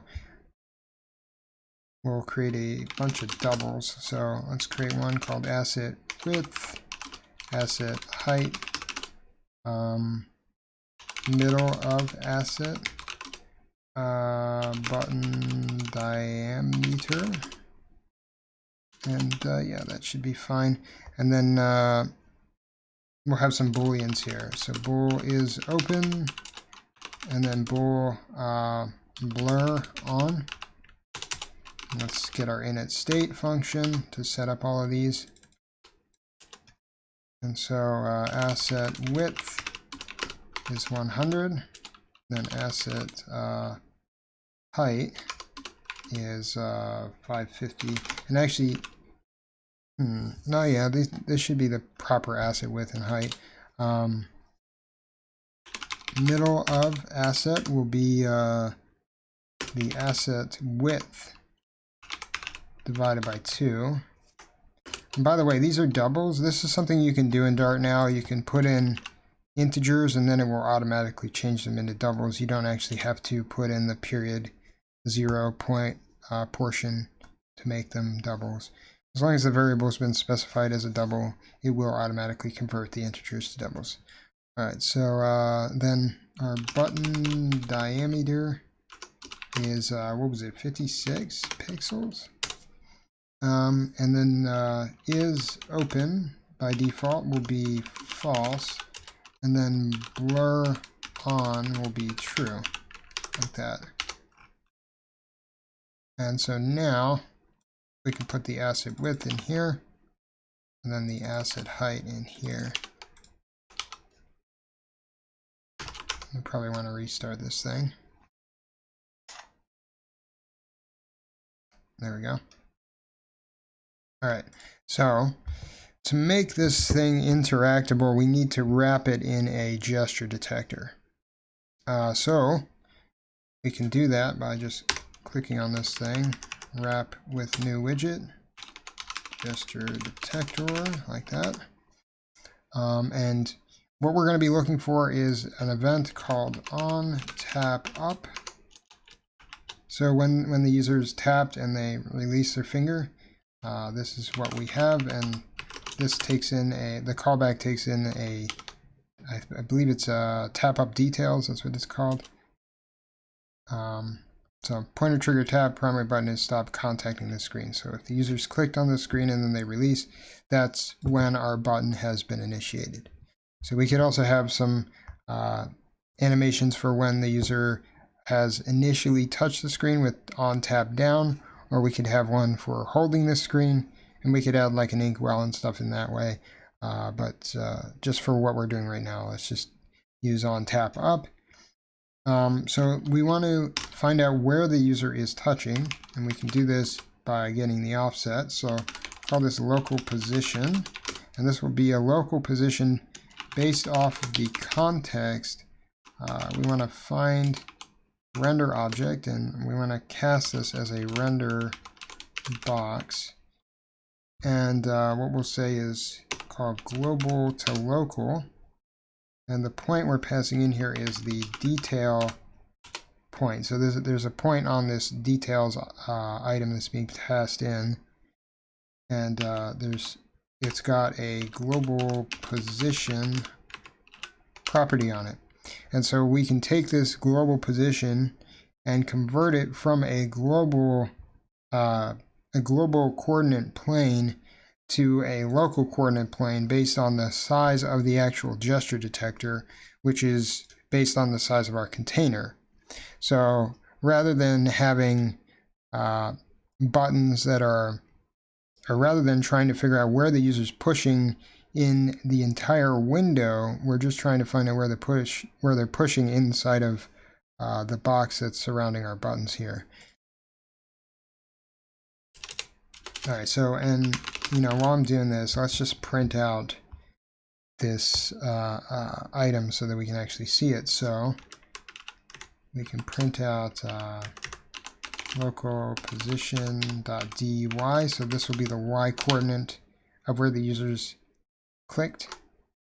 And let's make sure that this works. Let me restart this thing, and I can show you what this will look like. So if I click in the middle of this thing, you can see it gives me back almost 500 pixels, and at the very edge of it, it should be roughly 550. So, and actually that might be slightly below it. So yeah, it's slightly below it.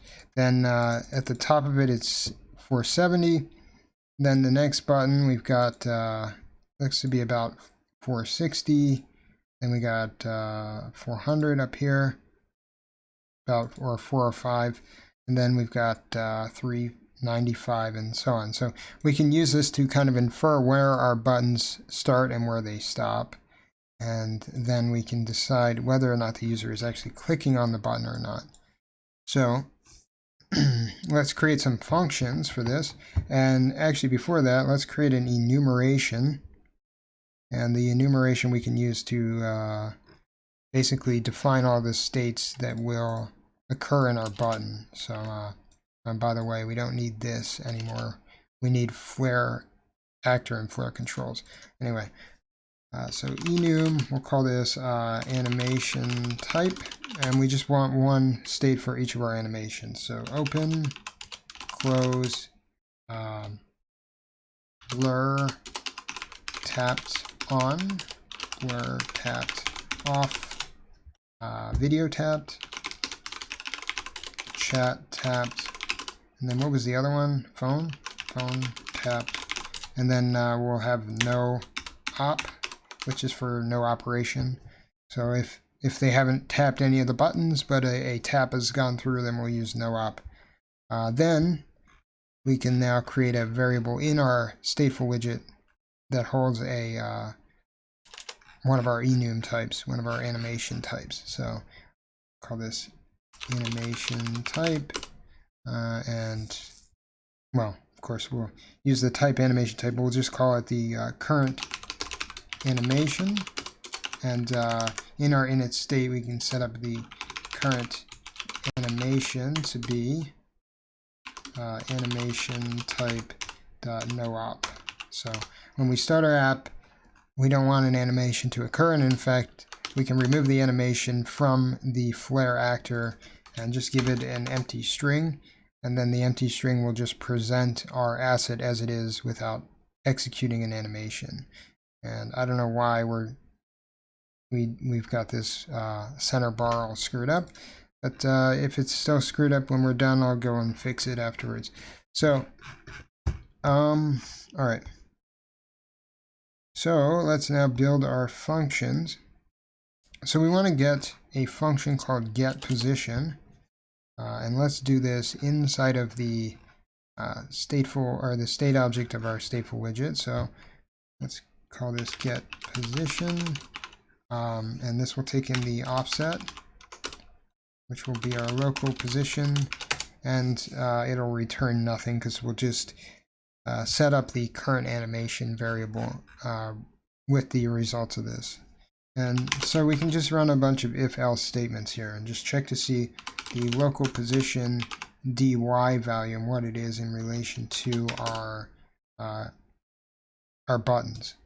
So at the very top of our screen, well, the very bottom of our buttons here is, as you guys saw, is 525. So we want to see if we're clicking on 525.0. So if local position is dy of less than or equal to 525,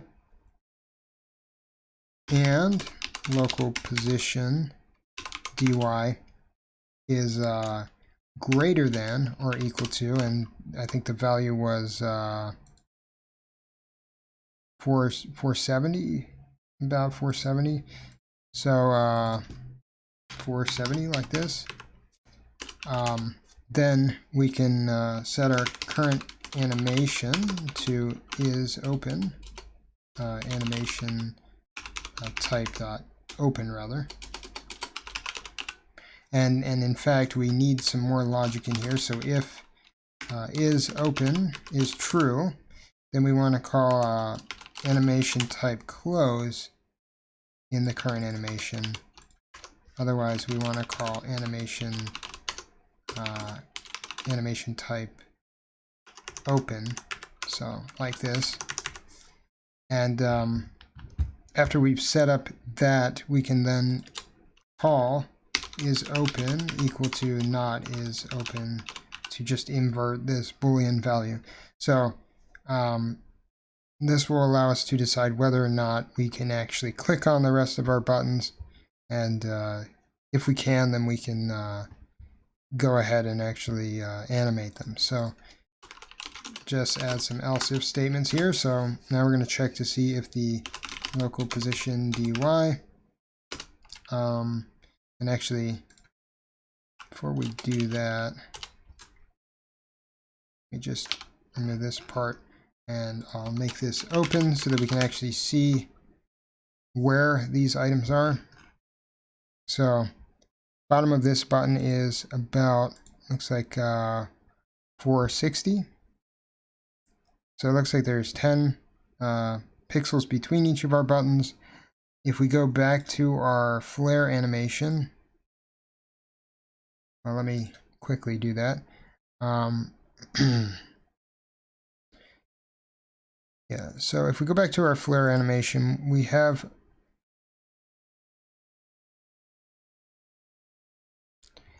roughly 10 pixels between each of our buttons. It's going to change based on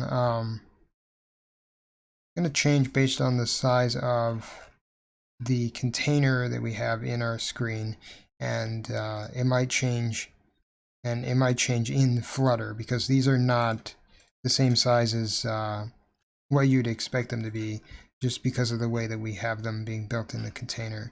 They're constrained based on their height, not the width. So even if I remove the width here, it's not going to change what these look like. Though apparently it's going to change what the alignment is. Anyway, so it's not going to change what they look like, and so we can't really reliably use our numbers to guess where in the coordinate plane these are. Though, I mean, it is fairly reliable, it's just not perfect. So we can do it this way, like I'm doing it with the print statement. So this part here, we can say else if local pose.dy greater than or equal to, we're looking at 460, and the bottom part should be, sorry, less than or equal to, and then greater than or equal to. Bottom part, or the top part rather, is going to be 405. And this actually might be slightly off, because the button should be 56 pixels in width, but whatever. Anyway, and then we also want to check to see if the is open is true. So we can put an and here, is open equals true. That way, if this isn't open, then obviously we can't run any of these animations. If it is open, then we will run these animations. So if it is open, we want to run the phone animation. So current animation is going to equal to animation type dot phone tapped. Then we'll have another else if, and the next animation is going to be our chat button, and that starts at what looks like it's roughly let's see, looks like 395 roughly. So it looks like there's roughly 10 between each of them, and then each of them is about 55 pixels. So it's not exactly 56 like we set up in our animation, which is kind of a pain in the butt, but whatever. So this one, we're looking at 395.0, and then the bottom should probably be, well, let's check real quick, but it'll probably be a roughly 340, yeah. So 340, like that. And of course, we also want to check if it is open, and if that's true. And for this one, we'll do the chat tapped. Then let's add another one for the video. So video starts at, looks like, well, it should be about 330. So 330 like this, and then it should end around 275. And then the final one, let me just copy this.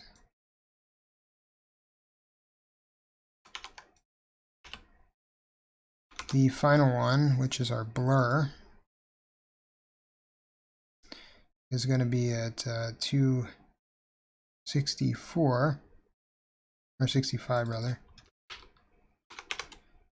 and then 210, like that. So this is phone tapped, and this is chat tapped, and this next one is video tapped, and then this final one is the blur tapped on.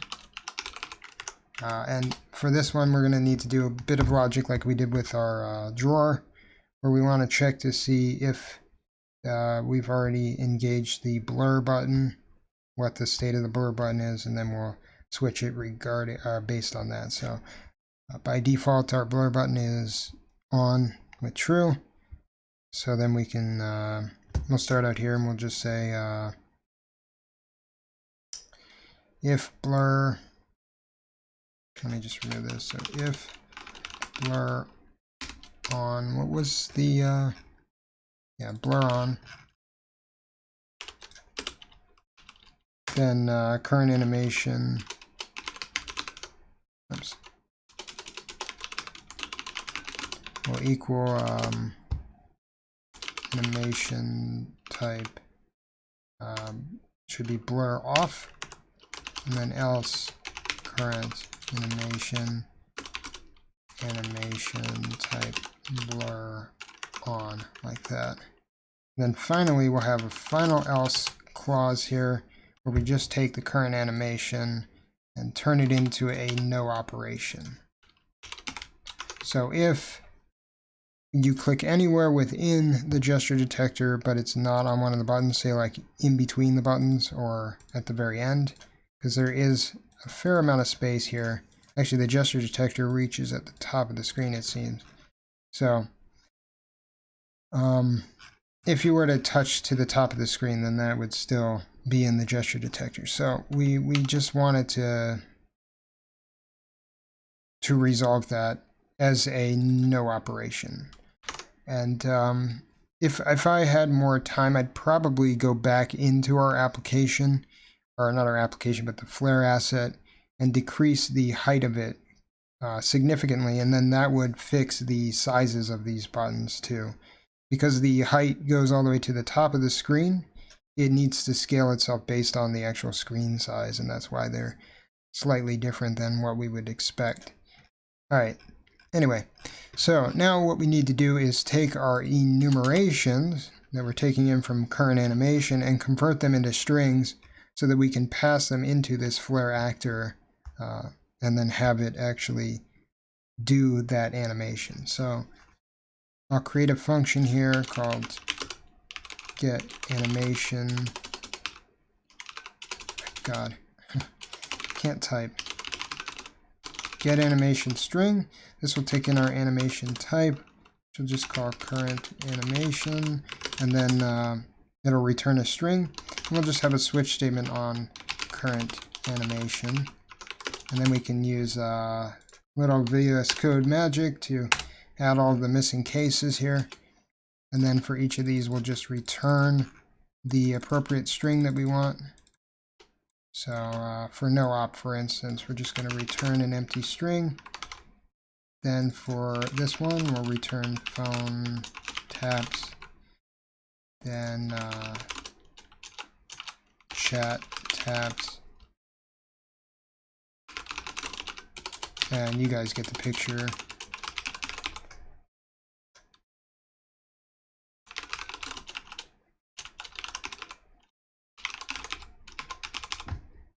And yeah, so yeah, this is pretty straightforward, this part. It's just a matter of converting the, like I said, converting the enum into strings. So this one will be close, and then this one will be open. Like that. All right, and oh yes, and probably should add outside of the switch statement, or just a default case if we wanted to, just to return an empty string. All right. Excuse me. And then, all right, so, oh yes, and I forgot, at the end of this here, this big, the get position switch statement, we need to call set state, because we are changing the state of this current animation variable. Yes, okay, so now we can call get position inside of our on tap here. And we call this on our local position. And then we can call to our animation controls, we want to call play to play an animation. And then in here we'll call get animation string on our current animation variable. So that will automatically pass in the appropriate animation, which will then execute it in the flare actor. And let's get rid of that animation so we can close the buttons, and then we'll see if this works properly. All right, so this is closed, and I'll fix this here in a moment, but if we click it, you can see that the animation plays. If we click it again, it'll actually go ahead and close. All right, so clicking the phone makes it shake. Clicking the chat message makes it wobble. Video makes it enlarge. This changes to the other SVG, and then it changes back. All right, so it seems to all work, though. That's funny. When you close it, apparently that gets left behind. So we'll need to fix that, and we'll need to fix the original hamburger menu. So that's not too big of a deal. I was actually expecting there to be much more. But as you can see, if I click here, this is not actually changing anything. So currently, this is, I guess this would be off. And now this is on, even though it looks like it's off because that's still there. So we just need to modify that and make sure it goes back to being completely transparent when the thing goes down. All right, so let me go back to Flare real quick, and I'll show you guys how to fix this thing.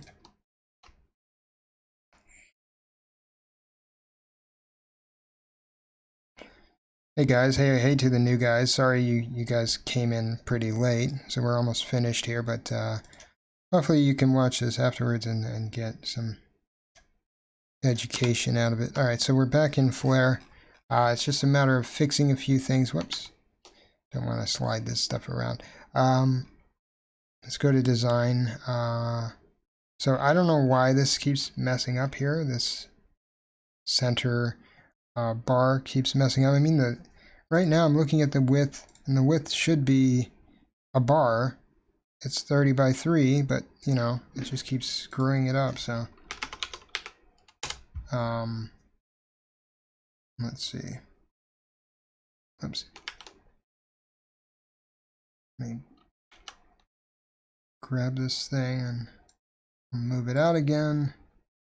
So if I go 30 by 30, again, it's going to give me a square.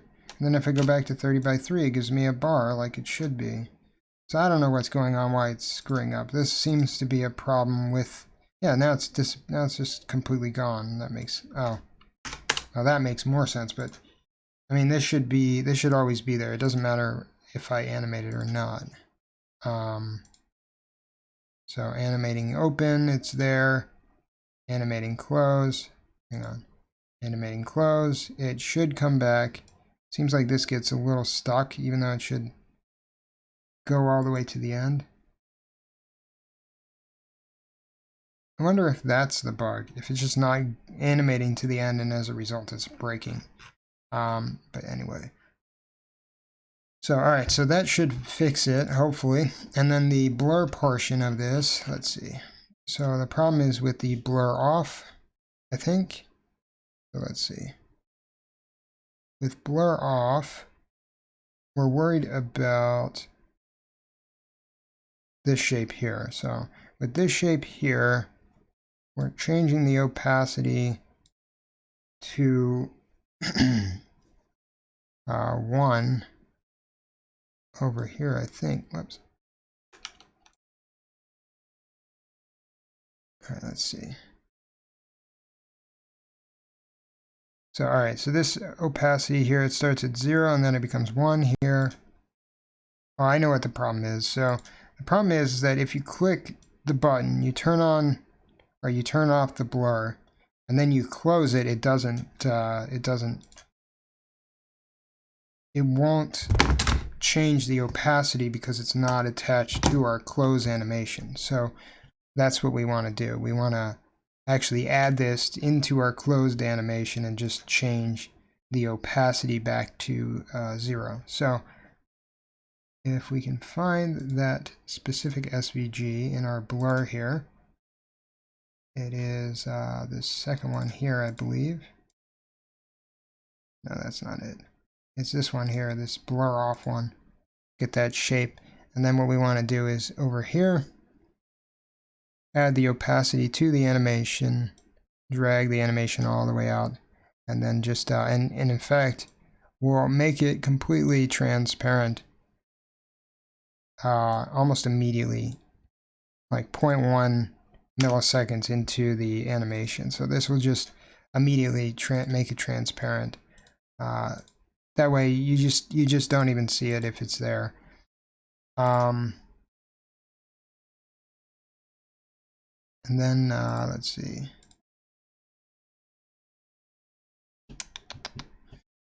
All right, so we do want to check blur on. So blur on takes our original, our blur off SVG, which is right here, and it should, by the middle, change the opacity to 0, which apparently it's not. And I clicked on the right shape. Huh, I mean, it's showing me that it's at 0. Okay, that's the problem. It's changing the fill opacity, not the actual opacity. So, opacity, started here at 1. We'll move over here and make it 0. Alright. And now if we play this, looks to be decent. Alright, so now we can go ahead. And again, we've got this issue with the hamburger menu. Let me play the animation all the way through, then reset it. Go back to design, and it looks to be fine now. Alright, so now I can go ahead and export this thing, and I'll just replace the old one, and we'll see if it fixed it. And if not, whatever, I'll just move on. But I think it should have fixed it.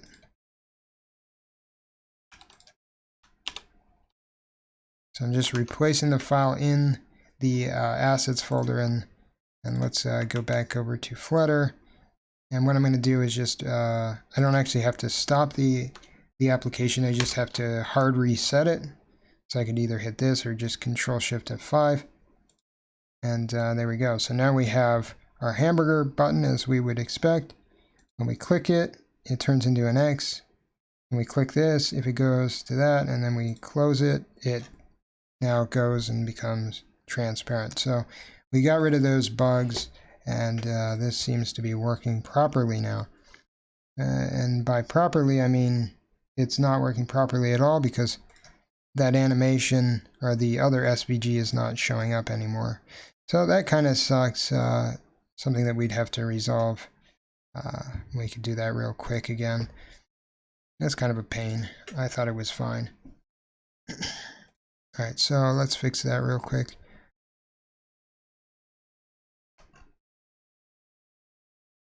Alright, so the problem here is with this one. And I suspect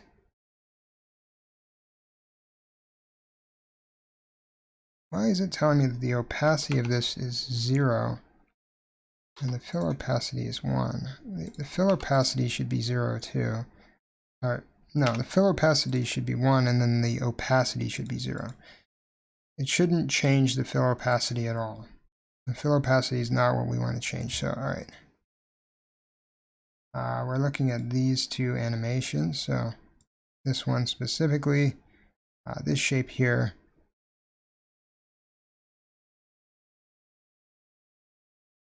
So this animation should be fine. It is changing the fill opacity. Let's remove that.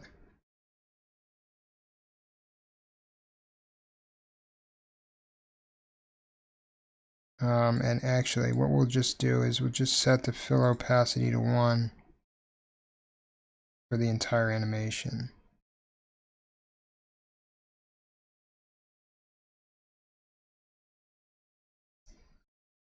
Alright, so we're just modulating the actual opacity, not the fill opacity. Then for the blur tapped off, let's see. Alright, so here's where the issue is. So with this shape over here, you can see the opacity just never started at 1, which it should over here. So, or it should, once we hit here, it should start at 0 and then move to 1 over here, like that. Let's see. There we go. So now it's working. So now again, we can go ahead and export this thing and just copy it over to our assets folder.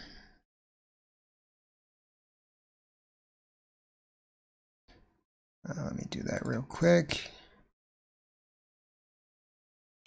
So I renamed it to dynamic button 1 instead of dynamic button. Just fine. Let me just replace it.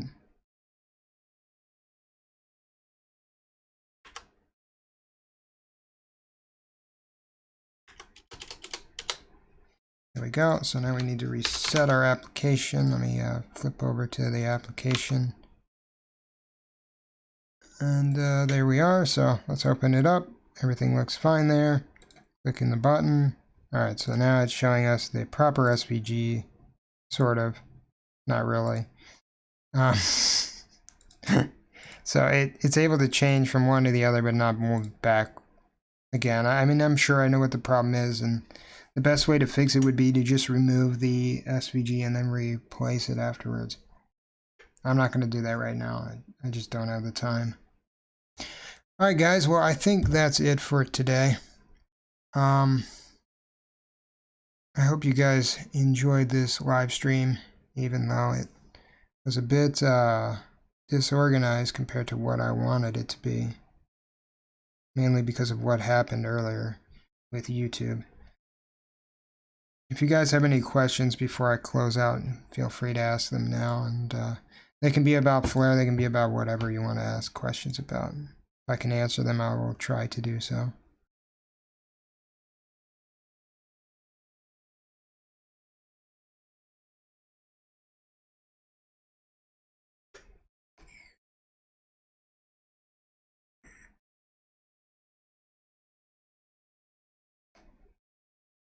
According to the analytics, there are about 11 of you guys. I guess none of you want to ask a question. I mean, it's not required that you interact with the chat, obviously, but while I'm here, I might as well help you if you have something that you need help with.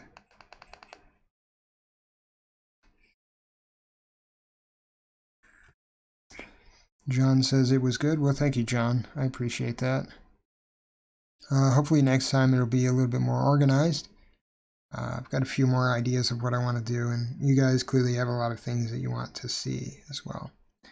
Next week, by the way, I'm going to be doing, and by next week I mean like tomorrow, I'll be doing the usual Intro to Elixir tutorial video. Then I'm going to do an Intro to Flutter video, the first one in the series. And then I've got some more stuff that I also want to do. Mainly fixing some of the older Flutter videos, replacing them with newer, non-deprecated information, rather. General Flavius says, thanks, Tensor. Came in late, so Flare's still a bit of an enigma to me, but the code is very intuitive. Hopefully somebody has a question, though. That's all right if they don't, man.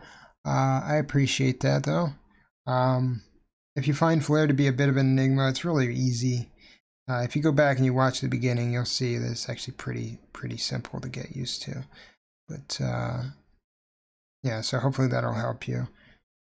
All right, guys. Well, I'll just leave it at that. If you guys do have any questions, you can just post them in the comment section. Yeah, of course, I always answer those. Hope you guys have a good evening.